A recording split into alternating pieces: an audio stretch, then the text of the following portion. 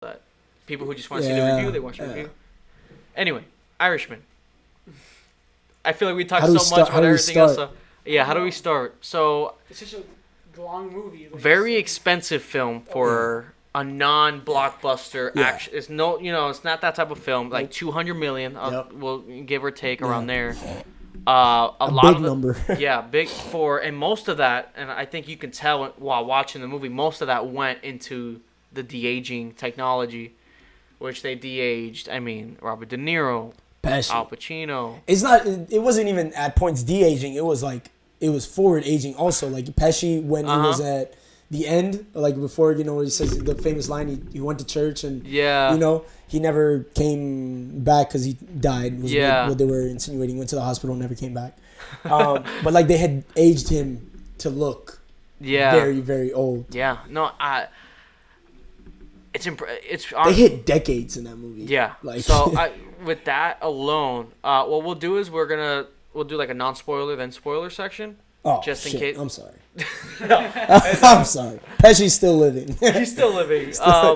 Yeah, whatever. But the one thing I gotta say that's impressive, that technology. There are sometimes I was like, okay, I can tell, but most of the time I was like confused because I wasn't sure if it was de-aged or not. Yeah. Which that's a good thing. Any animator, anything of that technology, when people don't notice it, that's when you know you did your job right. And I think they did that really well. I think if it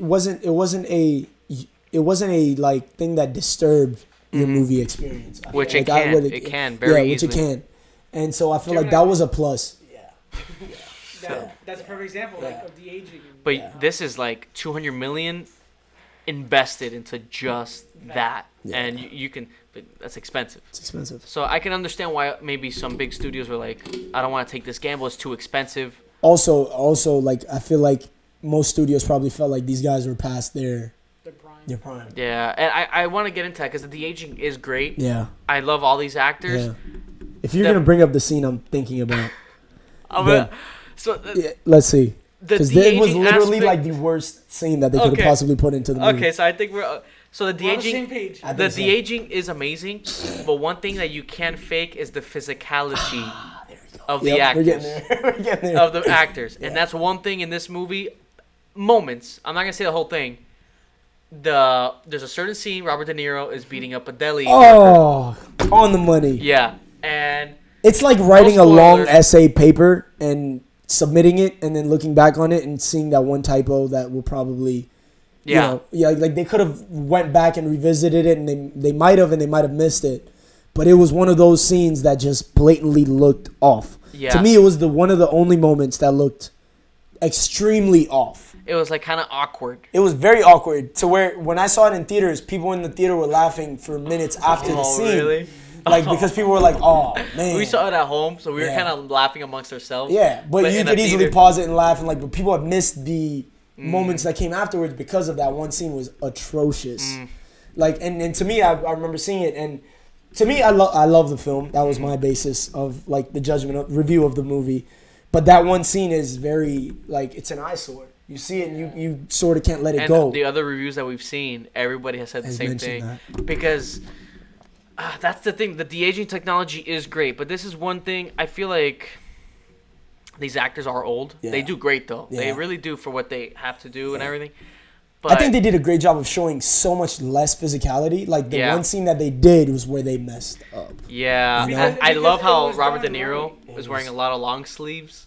They got to... And when he isn't, it's like... You can notice. They put money on his skin and everything. Money on that, But that one scene is just a prime example of why I think I don't have a problem with the de-aging, but you can't do it for everything. Yeah. You look at Godfather 2 or something like that. Imagine Marlon Brando being de-aged. No. You have Robert De Niro playing... And you get the movie's amazing. It's a classic. So let me ask you, would you feel like had they done that instead of de-aging these guys, would it have had the same effect? Well, it depends on who you guys the actor. No, I wouldn't say that. I think for this movie, I understand why Scorsese did it. I think he's a genius, by the way. Yeah, no, amazing. And I think a part of him didn't want to accept that fact of, like, the lack of physicality. You look at Prime De Niro. Oh yeah. And just like the tough guy, and it's just energy perfect. is just different. Exactly, and I think Scorsese. I don't know his character. Maybe as like a filmmaker, he's like, this is the way I want to shoot this because that's how I love shooting. You know, he likes those steady shots and just showing the brutality or something. But I feel like he didn't realize, like, these guys are older now, you know? Because that one scene, I understand what he was shooting. I thought it was working well for me, like, when he breaks him through the glass and everything. Everything was perfect. But when he started taking him outside, I was like, he kicked him. They had that first kick. But the biggest thing that gets me is the hesitation before the kick. It's like... he's literally shaking. He's wearing like boots. Yeah. Because he's short. So he was wearing like boots to make him look taller. Yeah. So maybe that had some weight. Maybe. Bro, it just did not, like, they should have made, like, if Scorsese saw that while he was filming and was like, all right, we're good.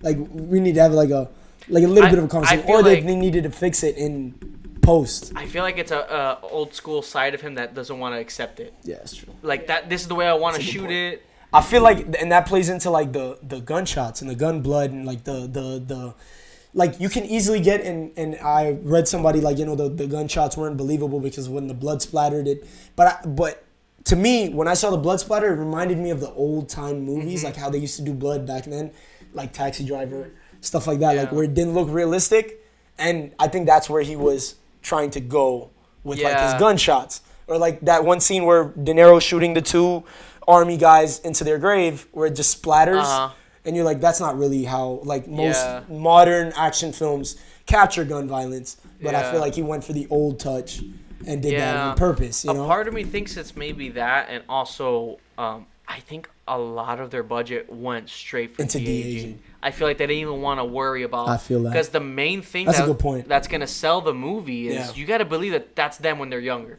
If you don't believe that, you're not gonna believe a gunshot. There's just no way. So I do think that might also be a part of it, that they're like, look, there's not that many of that much violence in that sense. Let's just put it all in this, you know. But that point of the physicality, that's one thing with the de-aging technology. I'm like, that's a big point. You know, because Captain Marvel has that issue too with Samuel Jackson. He looks great, but when he starts running, it's like that looks like an old man run. So. And for a movie like this, if you're going to have scenes like that, sometimes... And they did a great job of limiting it to pretty much, like... Really, you didn't have many physical scenes. If that was a consistent issue, like then... It was like key moments. Like in the film that made sense. Okay, I get it. I get it. Yeah, it's just that one scene you notice. I started laughing. You see the old man body. Yeah, it throws you off. That one scene throws you off. It was the kick. That scene kind of took me out of the world a little bit. Yeah, because you're enjoying the movie, you're there. You're now enjoying Frank Sheeran's portrayal of like this piece of history that he's raved about in this book. Yeah, I Heard You Paint Houses, and you're enjoying it all the way up until that moment. You see that and you're like, this is a movie. Yeah, all of a sudden like, you're like, that's old Robert De Niro. That's old Robert De Niro being de-aged, and it doesn't look real. And it's kind of comical, and it looks awkward. And it's just that kick. It's like an old man. If you feel it awkward in the movie and you feel awkward while watching it, it changes your experience of the whole movie. Yeah, and the way he's kicking too, like he's kicking with his hand. And then he's like it's an old man. It's like an old man. Very rough. And the guy's yelling like if he's in terrible pain. And the sound effects. The sound effects of the kick, it was loud. It wasn't matching with his kicks. It wasn't matching because...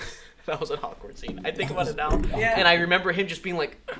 Yeah. There was no power, but then like the sound effects were like, yeah, and the guy's like, oh, and I know. And even the guy shaking did a terrible job of like when the kicks landed, he did not move. He didn't feel anything. He didn't feel like, because it's hard because you don't know. Wait, do I move extra? What do you do? Yeah. Do I overact it because he's not really? Because there was this one kick to like that was supposed to be the head that the guy's head didn't move.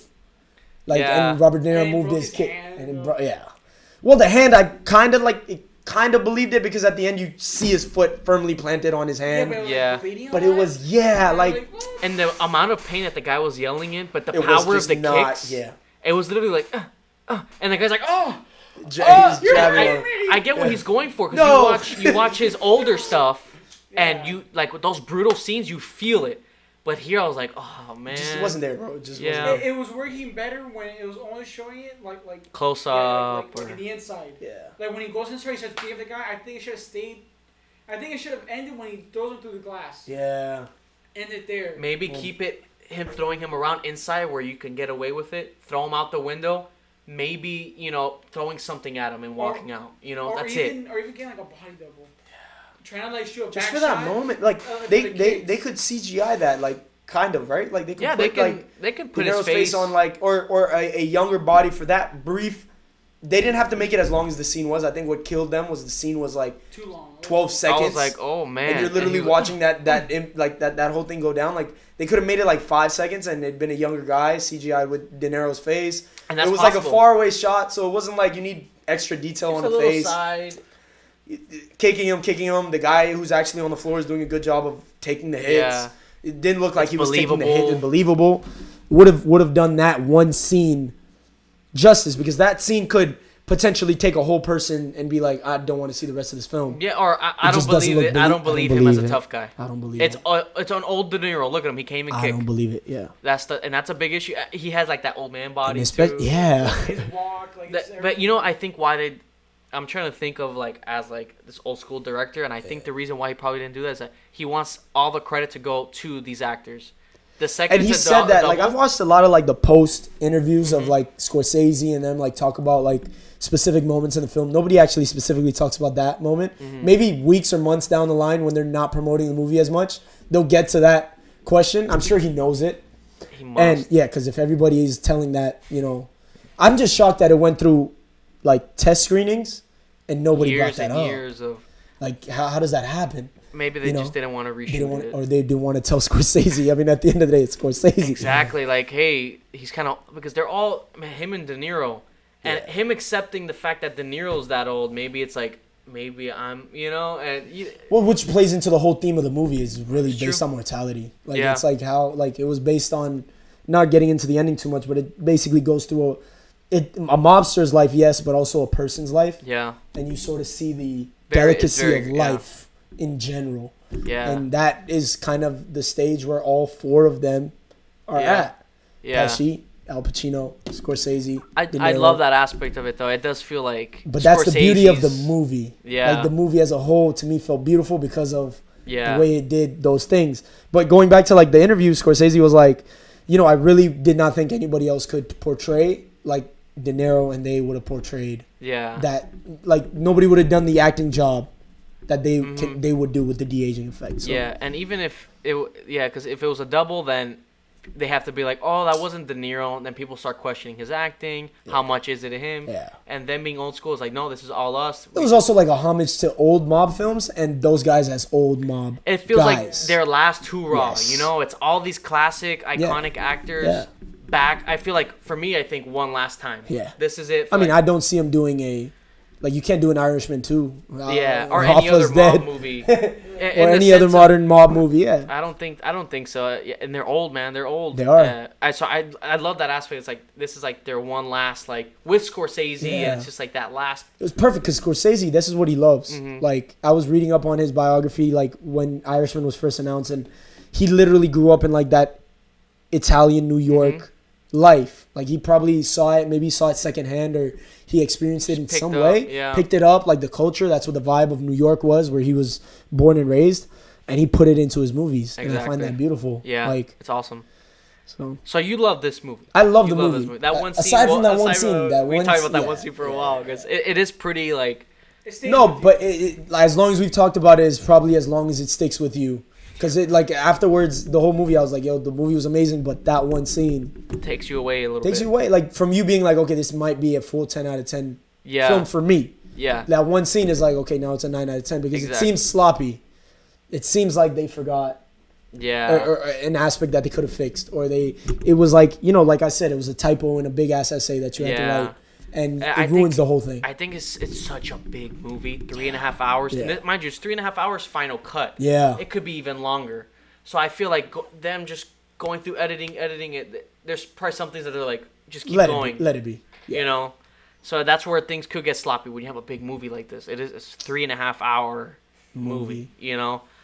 Which somebody online made by the way, if you don't want to watch all 3.5 hours of it, somebody online on Twitter made a mini series guide to watching The Irishman. Yeah. Broke it in 4 segments. Crazy how people are so used to shows, right? Yeah. That they're like. Yeah. But I feel like kind of like just suck it up and watch the whole thing. You know what I mean? Yeah. Like, I think of it like, okay, Endgame is 3 hours. Just you can hang on for 30 more minutes. Suck it up, watch 3.5 hour movie. If you're not into it, then do it. Break it down. It's literally on Netflix. Yeah, you can watch it at your own time. Watch it if you want to watch it for 40 minutes while you're eating lunch one day and then 20 minutes on a coffee break the next day, or break it however you want to. Obviously, that's not how I would recommend watching it. No. But if that's what works for you, watch it and then get your full experience from that way. Like, no, definitely. I really enjoyed this movie. The one thing besides that, I think the de-aging made sense for this movie because it does kind of show you this progress of this whole guy's life. Yeah. I don't know, and again, this could just be me watching it at home. Yeah. With disruptions, I had to pause a few times, go, come back, boom. I felt the pacing for maybe the first half of the movie, I felt was a little, I don't know. I was never bored in this movie. That's one thing. It's a long movie. Yeah. I was never bored. But the pacing, I felt there was a lot going on. Yeah. And sometimes I feel like... They rushed past it, do you feel? Or do you feel like they were going too slow through it? No, not too slow. Maybe some key moments, but I like the slowness. Yeah. It's like what they were saying. I like when the movie it's like a real like gangster epic. Yeah. Like and when the movies show their characters just thinking for a second. And like that you silence. Love that. I love that.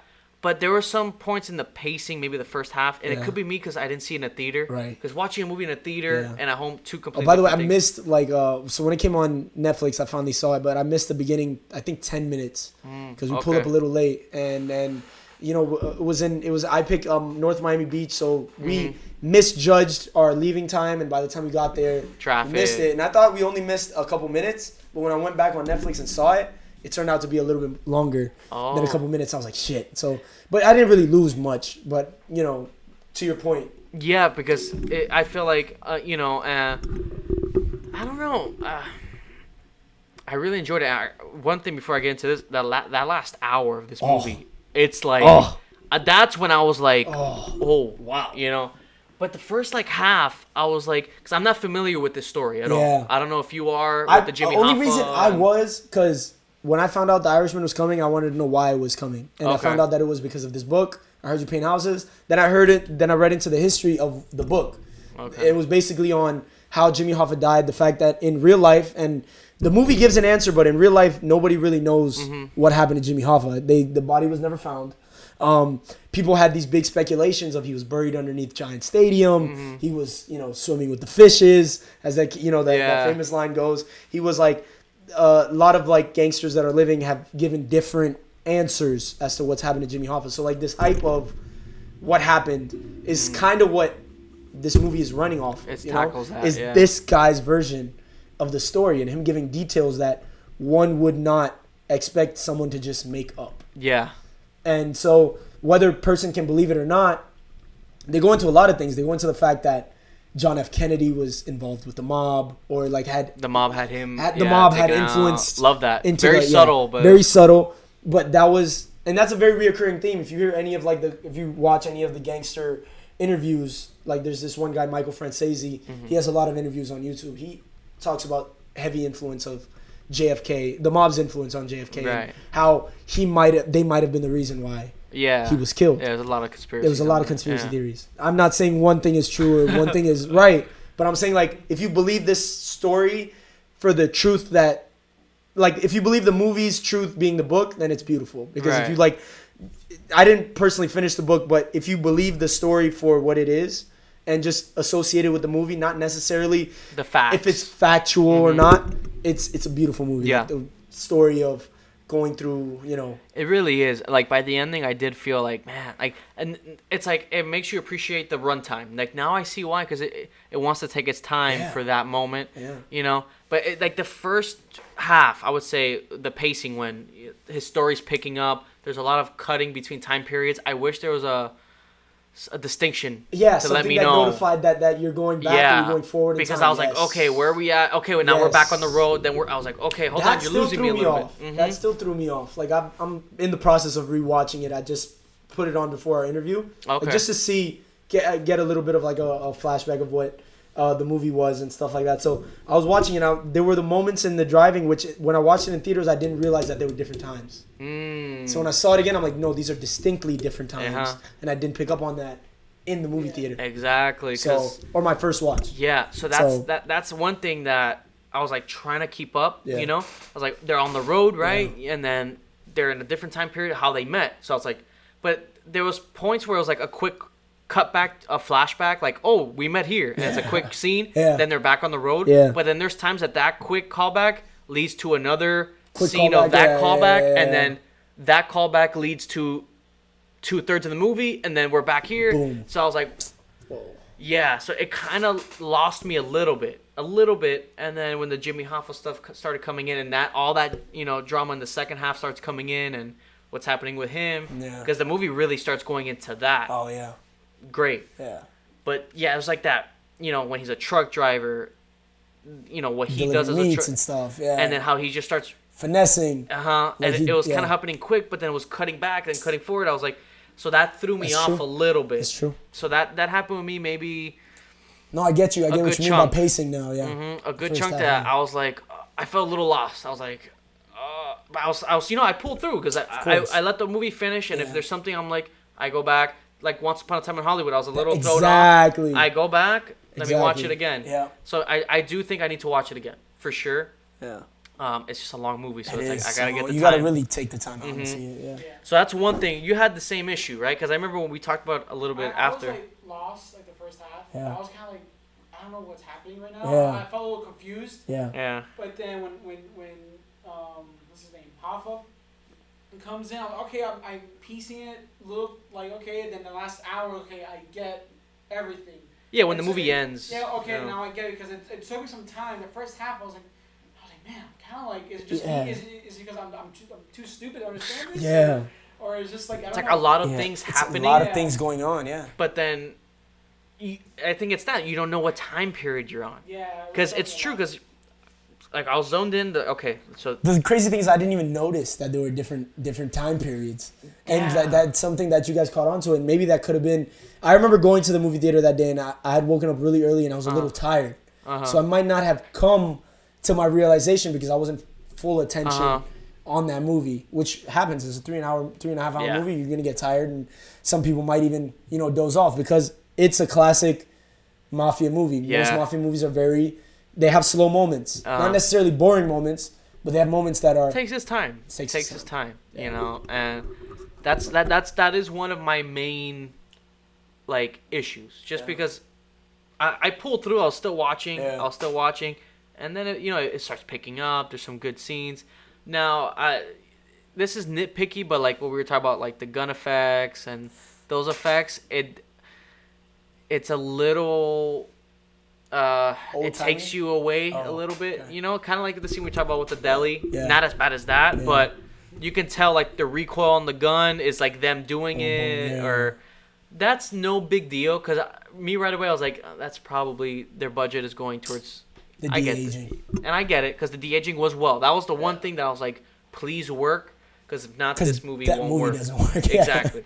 So, but that worked and that's actually a compliment if I was kind of like not sure what time period we were on, because I feel like the de-aging represents the time period. Time period, yeah. But it was just kind of so well done that you're like, man, what age of De Niro am I in? So maybe like a year mark, of letting us know this time period, or a lot of movies too, they change their style when it's like a certain time, like if there's a flashback. Yeah, the color either changes or fades or something. Yeah, no, 100%. Because that was one thing that's one of my main issues. And that's that's a pretty big thing in a movie like this where you're going through different time periods. So. Exactly, because the opening scene, it worked fine. He's like, oh yeah, this is where I met, and he mentions Joe Pesci's character. Yeah. We get back to that, it's him being a truck driver. He helps him fix the truck and all that.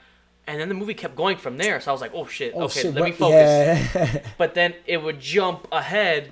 And then sometimes go back. And then go back. So I was like, oh, man, you got to, let a bunch know. of those, like, the deli scene was, like, a flashback. And then, like, that scene of him driving him and the wife. Like, that's, like, it goes forward. And then, like, Those things you don't, you gotta let us know. But especially when there's a lot to pick up on. A lot of things to jump back on. He's meeting like different members of the mob, and he's getting involved. And then the story goes with this. Oh, I thought I was stepping on your shoe. And then the story goes one way, so you're like, wait, but I was kind of lost with this.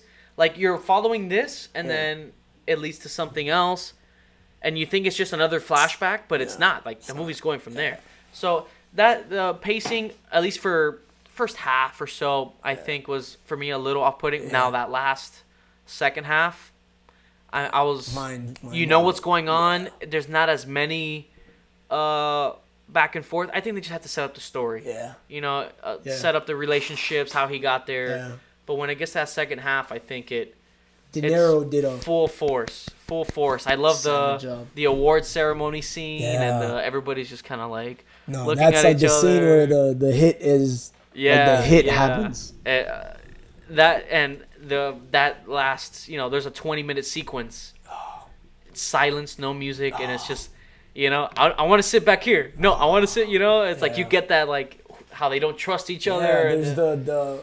And especially, I don't know how big fans are you guys of like mob movies? Oh man, I've seen Scorsese's movies, and like that little conflict is like basically to show like if you were ever like, like there's certain things in mob movies like if you're sitting passenger to the driver and somebody's sitting behind you, you want to make sure that you know where that person is. If you're not like a mob movie guy, you won't get it. You won't get what's the big deal? But like the back and forth, the banter. Like those things, like like you said, I don't want to sit in front. No, I want to sit. Like those things are great scene. That was a great scene. Because him sitting in the front could be the difference of him also being cut, and Hoff also being cut. Yeah.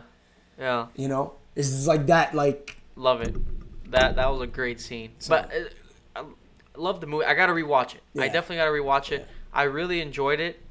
That issue is what threw me off, and then the second half and the ending and everything. I was like, damn. Because you had the same issue, right? Like the pacing, a little bit, but it picked up for you like in the second half. Yeah, the second half it picked up a lot because that first half I was like kind of confused a little bit. Like where are we? What's going on? Yeah, because he's a truck driver, and then oh shit, he's in, and then oh shit. Plus, I don't know anything about the story. So exactly, I feel like that hinders for a lot of people. Like if you don't know like the history of it, which I mean, they probably should have done a better job of marketing that more so than the movie because they did an amazing job marketing the movie. Yeah. But had they marketed like the history fact that like nobody really knew. Yeah. Like this guy's, because I want my dad to watch. My dad loves mob movies. Mm-hmm. But like, if he goes into watching it, I'm kind of scared that he might not get the gist of what the movie is doing or he might know it better than me because he's been through that time period. Yeah. You know what I mean? So, I mean, it's like one of those things where if you don't know the history of it, like, would you really be that interested in finding out? That's the thing, because I don't know the history of it. So it's like, maybe should I have done my research before watching this? Because I felt like a little lost, like who's this guy, and like when he was like getting arrested and stuff, like certain characters, I was like, okay, for what? Yeah. Let me like, and the movie would mention it briefly, so I was like, okay, I caught that, okay, I'm in, because there was times I was like, why? Who is this person? What exactly? But how do they play? Exactly. So, but if you know the history, you're like, oh, this guy, he's a fraud. I mean, even I don't know like the history of like all of those people. But for me, like, I was just so drawn in by the fact of, like, Jimmy Hoffa's disappearance. Mm-hmm. I watched, like, a bunch of interviews of, like, different people talking about it. And so that piqued my interest. And then I intended on finishing the book before Irishman. Before I went to go see it, never happened. Usually it happens with me in books. Like, I get so caught up in just watching stuff that I'd rather do that than... I'd rather watch the book summary than read...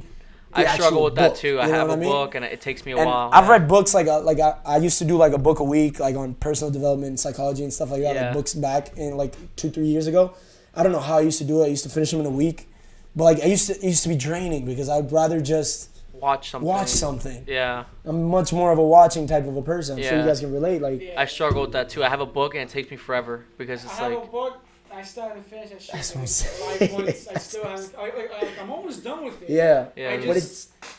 So I'm not the only one because I struggle with that too. Yeah. And it's not like I don't like the book or anything. It's just like it's just hard to take the time out to do that because you'd much rather be watching a movie, even documentaries. Watching a 15-minute video on YouTube on something would be much more interesting. Yeah. For me, or would be much more captivating for me than figuring out how to, even if I might love the book. Yeah. Like for that book, like I loved what I was reading, but every time I found myself distracted or back on my laptop, back on my phone, watching something on YouTube. So yeah, that's the thing.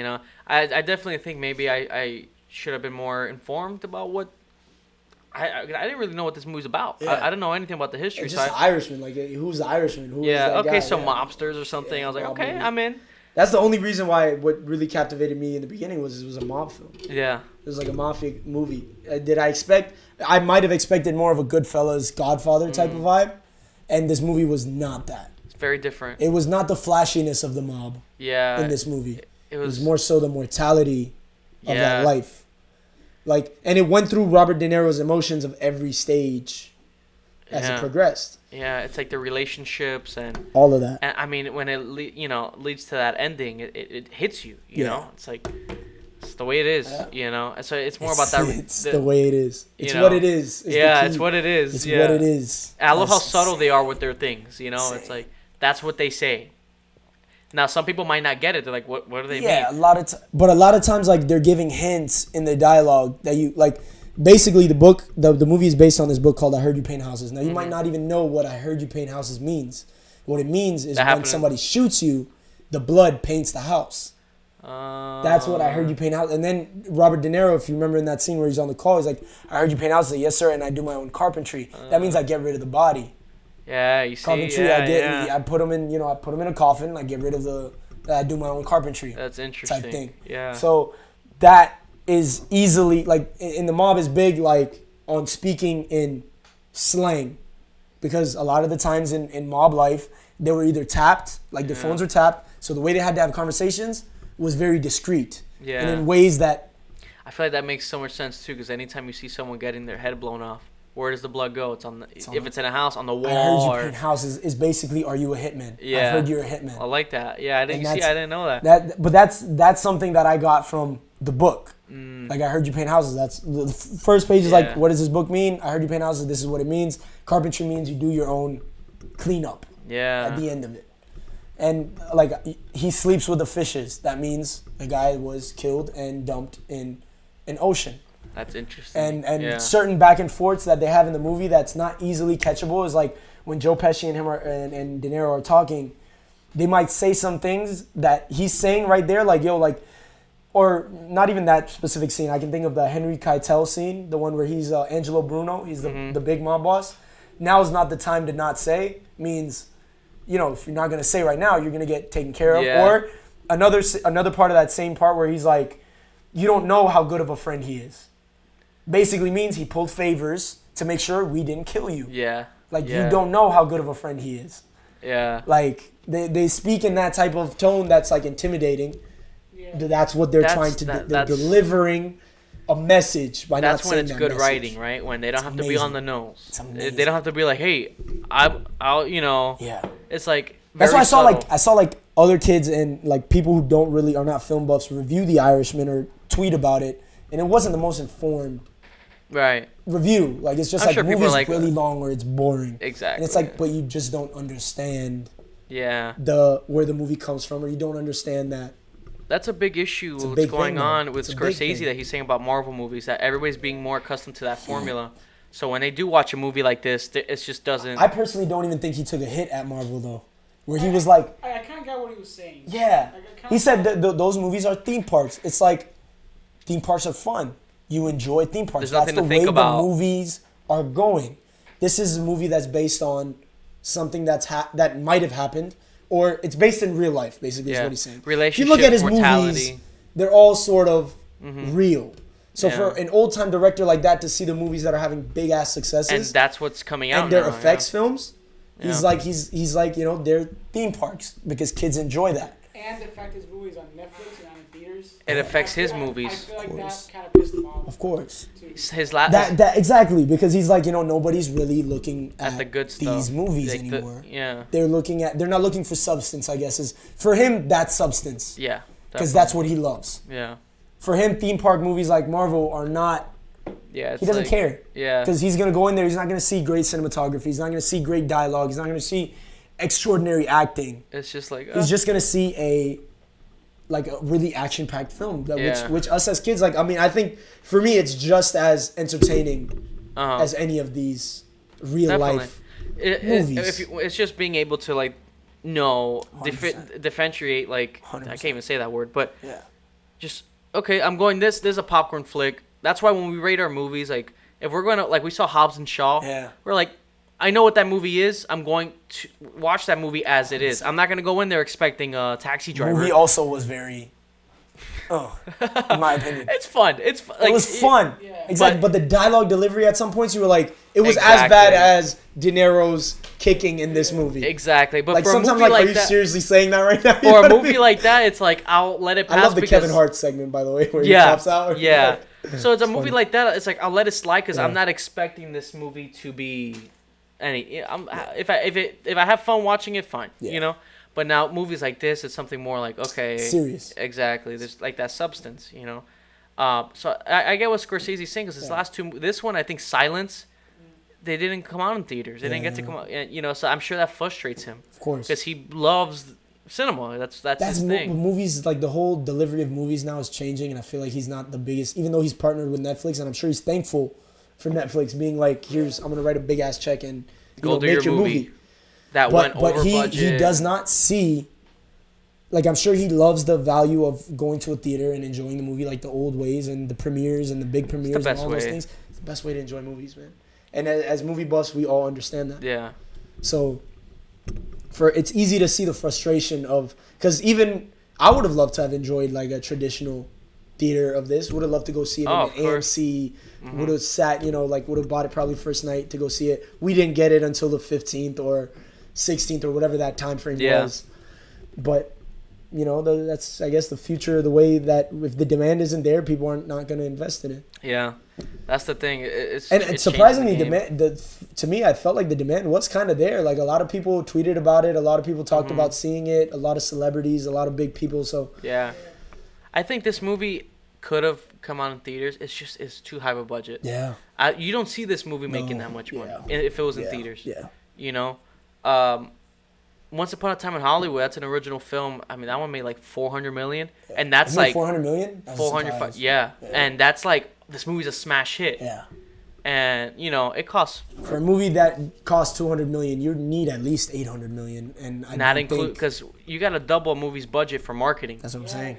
So you need. So that's why I said like for $200 million, it would have been $400 million. 800. Yeah. Because you always want to kind of make 100% profit. Yeah. Of what you spent, you kind of get back. And that's a lot, man. For a movie, that's why a movie like Joker to hit $1 billion, over $1 billion. That's amazing. Well done movie, by the way. And I heard Scorsese was kind of involved in that movie. Yeah, they wanted him to do it. Yeah. And he was thinking about it, and he was like, I guess something and he didn't like. I don't know if you guys got this, but it kind of had the Taxi Driver influence. Taxi Driver, King of Comedy. Yeah. I was all over it. Yeah. I gotta rewatch Taxi Driver because I want to see like because it's just written there. You see it. Yeah. And they wanted Scorsese to do it, but he said he had other things and he wasn't too with the script. He was like, it wasn't his thing. It was the whole, superhero thing I think that just turned him off. Took him off. Yeah. And he probably didn't want to do like a Taxi Driver movie again. Yeah. So they had him as a producer, and then he wasn't really just producer. like, I don't want the credits. Yeah. And then he's doing these movies now. I mean, that movie looks really good. That's coming out from, I guess it's from his production company, Cut Gems. What's it called? Oh, Uncut Gems. Uncut Gems. Yeah, A24. They do very good, very good stuff. Yeah. So how's he involved in that? Because he shared it on his Instagram, but he also like Scorsese. Yeah. Is he a producer? I don't think so. He's probably just supporting. Like A24 releases those indie low budget films. Nice. So I want to see that movie. Yeah, me too, man. What would you guys rate this movie? Like 1 to 10. What would be your I think final I mentioned verdict? It earlier in the interview. It would probably be 8.5 or 9 out of 10. Okay, so you're like 8.5, 9 range. 9 out of 10. Okay. 8.5 only because some people might not enjoy how long it is, and might not, like we talked about, enjoy the substance or the meaning of the words behind it. That's fine. It's not for everybody. Yeah. But for me, it takes a 1 point off completely for that one scene of De Niro, because it kind of messes up the movie for you for a little bit. Yeah. And anything that does that deserves to take those a little scenes of physicality. You're like, I saw that. Yeah. Like, I noticed that. Like, that's a mistake. That's clearly not supposed to happen. Yeah, and it or takes not look away, that way. It takes away from the character too. It's not even like there's a cameraman in the background. Like, this is like it affects the story because you got to believe this guy. And it's more noticeable than that Starbucks cup being in the scene, because I didn't notice the Starbucks cup. It's more impactful because it genuinely 100%. Does take back 100%. From his character. Like I can't take your character. Like I don't think your character's like maybe a badass anymore because it's an old Robert De Niro. He can't really kick, and that can be a mindset that some people think throughout the rest of the movie. So I think there's another scene where he's like hitting a guy in the stomach, so those scenes when you watch that, it's like, oh, but I remember that scene. Yeah, that's not you're not that strong. Yeah, exactly. You know, so those are the things that. So I can see that. I can see like that being it's a big easily a point off. Yeah, in my opinion. That maybe mixed with the effects of the guns, little things that's like. Throws people off. At least people who enjoy modern films more so than You look at the joke. You saw Joker, of course, but how brutal were those scenes? Whoa. How brutal were those scenes? That boom, boom. You Jesus. Felt that. Yeah. You felt that. No, 100%. So now that's kind of like what we're looking for now. Older movies, you can even I don't know. You guys seen The Accountant? Ben Affleck? I haven't. I think you saw it, right? You've seen it, right? Yeah. The action scenes in that movie is like spot on. Yeah. Is like the bullets and everything. Like when I think of like an amazingly well done, like almost like giving you the feel as if it happened, is that movie. Yeah. Like would you agree with that to an extent? Like the gunshots and stuff, like. In a while, but the parts that I do. Like the action was pretty good. Like it felt brutal. Like exactly. Brutal. The gunshots felt like it would in real life. Mm-hmm. Like if somebody did get shot raw. In the face in real life, that's how it would be. We're used to that now. Yeah. So when you see stuff like this and the blood doesn't look very, it can throw you. Throw you off. I think it's just because all the budget, went to the de-aging. What about you? So 8.5, 9, which is understandable because of that. What about you, Josh? I'm probably an 8. 8. I'm at an 8. The first half I was kind of lost. Yeah, the pacing. They should have been like those time marks. Yeah, and the act, like the kicking scene took me out. When he punched the guy in the stomach, he wasn't really doing like a full uppercut. It was more like palm to the stomach. It was kind of he was hitting him with this. You get that old man movement, Yeah, like because when he was punching, he was hitting him like. You hate to see that. I didn't even notice that. I might notice it when I see it again. Yeah, he didn't really upgrade. He kind of hit him with this right here. And you don't feel the power. Yeah. You feel him going. It's tough. And he was trying, but he was kind of like hitting like that. Because before they usually do like the full uppercut, but he was sitting here, so that kind of took me out. I kind of laughed a little bit in that scene as well. That's the problem with the de-aging, man. It's tough, man. It's tough. Make sure you don't have any physicality in it, Yeah, because it took me out because I couldn't believe that's his character. I couldn't believe that he was actually tough. So I think an 8, but I still love the movie. Yeah. But the second, like the last hour, it really. Wow, that's good. Yeah, really good even up until even starting from the point of Hoffa. I think when Hoffa comes in, the movie really picks up. It really does. Yeah, it really does. That, Al Pacino being Al Pacino. It's still great. Al Pacino's savage. But the problem is that I was kind of lost. I didn't know. Okay, where am I? What are we doing? A lot going on. What is going on here? But especially, I don't know anything about this story, and you're not helping me right now to get this story right now. Yeah, that's true because they don't even really touch up on that story until Hoffa gets into the thing.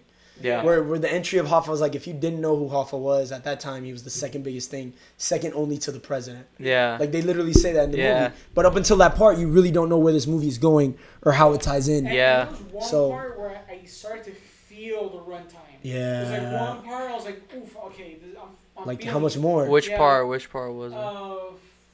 It was like when he gets in the plane, or like right before he gets in the plane when for Detroit. Yeah, like. Oh, okay. Like really close to the end. Like I'm trying to. That's like that's before like, the last hour. Yeah, right before the last hour. That's the last hour. Isn't that crazy? An hour after that? Oh yeah, I remember we paused after that 20-minute sequence, and there was like 30 more minutes left. Oh shit! And you think that's the ending, and you're like, oh shit, we got 30 more minutes. No, but like the 30 more minutes are like I feel like about De Niro's like best acting. Yeah, so one of the best, like so up there, not best acting overall, but like in a while though. It was really you really got him to, but not even more so the acting, but like the whole scene setting, everything was just well done. You got it. I left the movie feeling sad.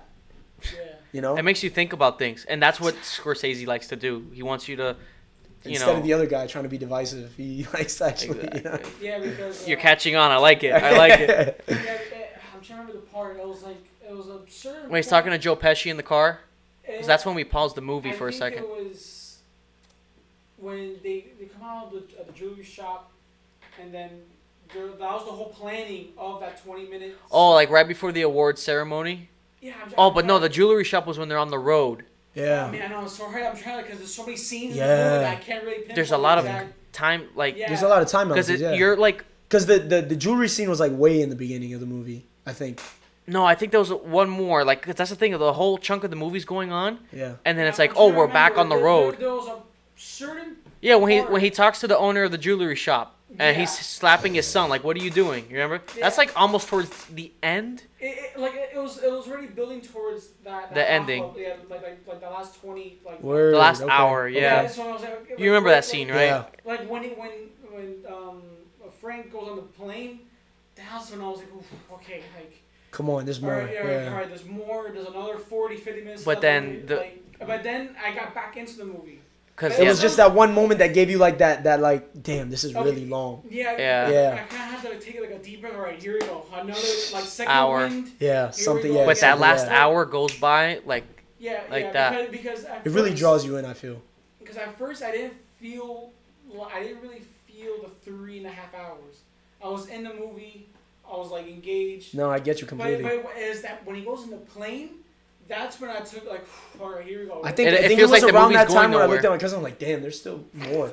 Yeah. Or no, I think it was right after when the whole thing happens. That one moment that's like basically the build up of the whole movie, and then right after I looked at my cousin, I was like, yo, there's still more. When it starts following De Niro more so and going into like where one would think like the credits come and they're like, this is what happened to this person, this is what happened to this person.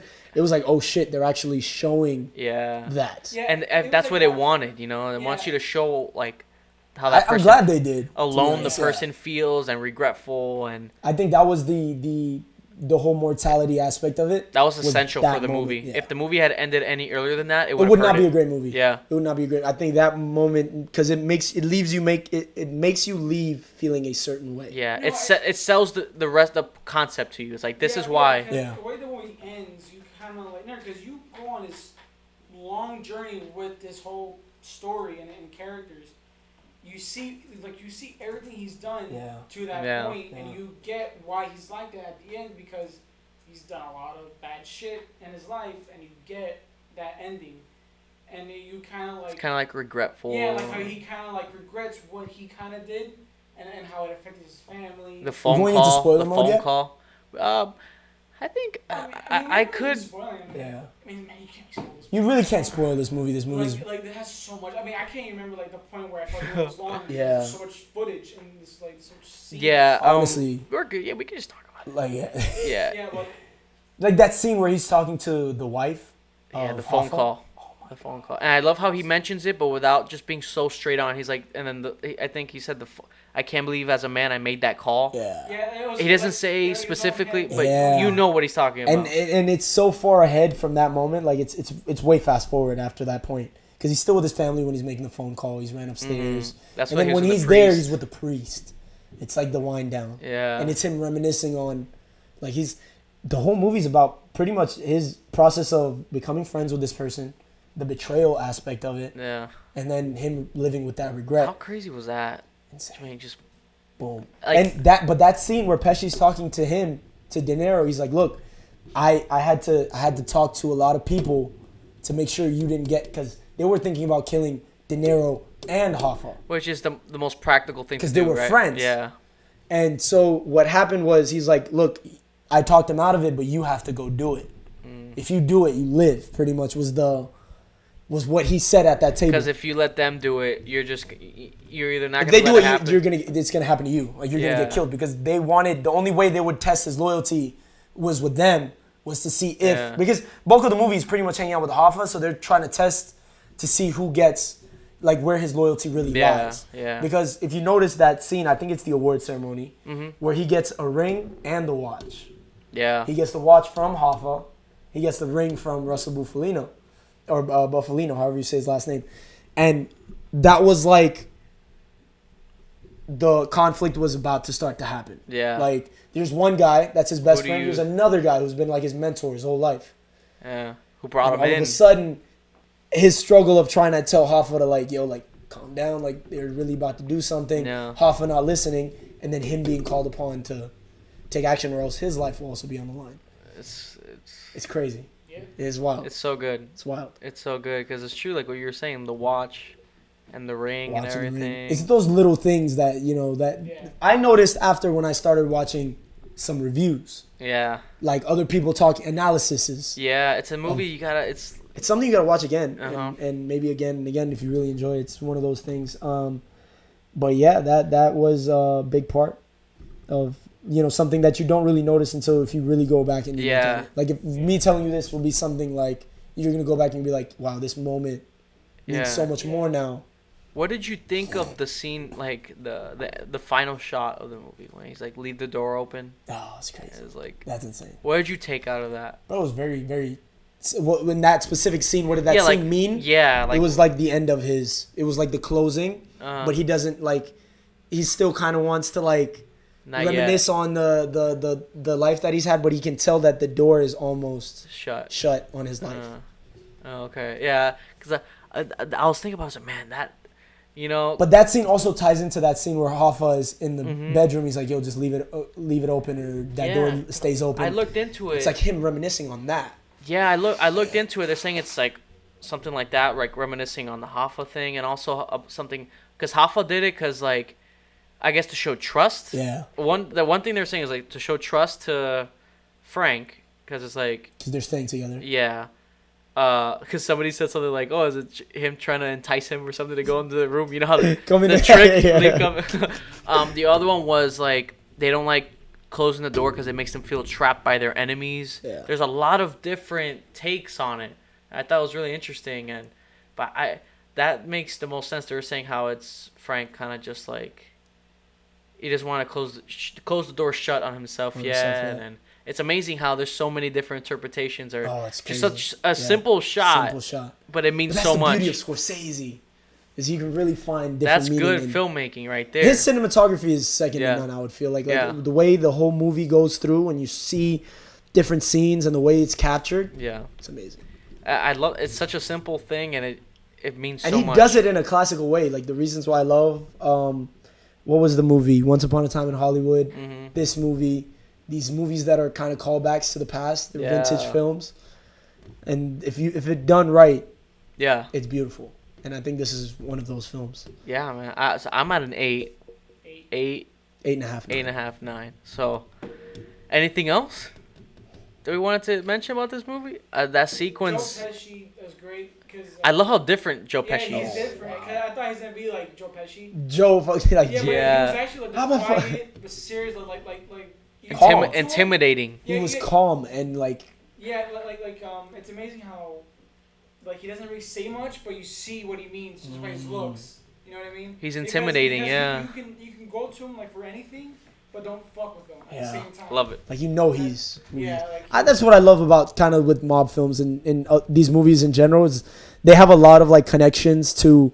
Obviously not the killing part, but like connections to like good things in life, like loyalty and family and trust and bond and like that always have your back type thing that in today's culture not a lot of people can generally say that about a lot of people, you know, like who can you really say like really has just mostly your family. Not a lot of people outside of your family that you can be like, you know, that person will have my back no matter what. So I feel like those tie-ins into reality that the mob life kind of has, or at least mob films have, because I don't really know what the mob was like or the mafia was like, but I know what an interpretation through film was like. And the conflict in that too, right? Because like in this movie, he's loyal to both, but it's like now you have to choose. You have to choose. Well, this is why this was also a very different film, because in other gangster movies, you really don't have to make that decision in those mob films, you know? Most other ones, it's like more about the rise and fall, the flashiness, how they want like in terms of The Godfather, a lot of it had to do with just business.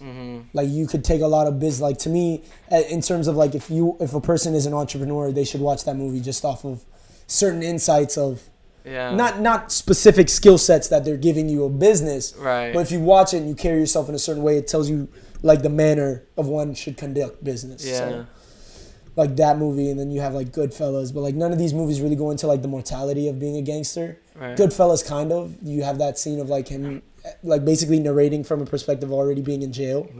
But it's nothing like, you know, the end of life. And then this one sort of connects into real life. Like, who's really with you when it's all said and done? That scene when they're like, but there's no one else. Like, why can't you just tell us? And because we find out when they say, it's like, oh, shit. So look how old he is. There's no one left in this story, you know? He literally told this guy, Charles Brandt, who wrote the book, and died a month later. Wow. Yeah. He said, like, this is what I did. This is what the truth about Hoffa is. And died a month later. He had refused to give so many interviews about that specific thing. And then this guy, Charles Brandt, was he's not a book writer, like from what I heard, but yesterday I was watching a video. He's actually like one of those investigative reporters that ended up writing a book. So he was investigating this or whatever, and then looked into him and then approached him. He kept denying it. He said, look, all these people are dead. I'm not going to the cops. Nothing can really happen to you. Just tell me what really happened. And then this guy, the movie is basically what is his version of what happened. Now you can accept that as the truth. And Robert De Niro was like, I think it's true because all of this detail could not be presented if it wasn't true. Right, yeah. But, you know, you never know. At the end of the day, he could just be lying. Could just be a story. But just why? Wanted a book. For what, you know? Yeah. He wanted a book about his life. Something to live on past him. Yeah, like, he wanted a movie. Oh, man. Man. Irishman, guys. I mean, this movie's been waiting, like, people have been waiting for this movie for years. We've been discussing, we wanted to talk about this for a while. For months, I think. Yeah. For months. So I'm glad we got to do it, man. I'm glad. Be happy to hop on back whenever you want me, you know what I mean? Yeah, I love for talking sure, man. We hit 3 hours. We literally hit Irishman numbers, so. Yeah, out of respect. Out of respect for Martin Scorsese, you know, and the movie. But yeah, man, I think that's it. Anything else? No. I think we did a lot today. I think this is enough for the viewers. Yeah, don't play stop. All right, man. Well, thank you so much for coming on. Anything that you want to shout out or anything? And nothing really. Follow me at VKul. That's pretty much it. VKUL. That's about it. All right, man. Thanks so much for coming on. Thank you guys for watching. If you're watching, if you're listening, thank you so much. As always, hope you enjoyed it. Hope it wasn't too long. I think our longest was actually, 3.5 hours? Copy, right? I think so. Damn. 3.5 hours or something like that. That's the longest. I'm sad I couldn't do record numbers today, guys. Whenever you want to come back on, man. We'll come and beat that record. We'll try for 4 hours. I feel like we actually could have gone longer. We got into the Irishman, and that's usually like the final point. Yeah. It's like, okay. But if we had kept like rambling about the stuff we were rambling about. It's almost 12 o'clock, so like we really we went in. Yeah. Yeah. We could easily do more, but like I think time permitting, we should. Well, we'll set another one. We'll set another one up. For sure. Thank you guys so much for watching. Thank you for listening. I hope you guys enjoyed this. Definitely going to split this for YouTube for the review. Yeah. So thank you guys so much. Goodbye.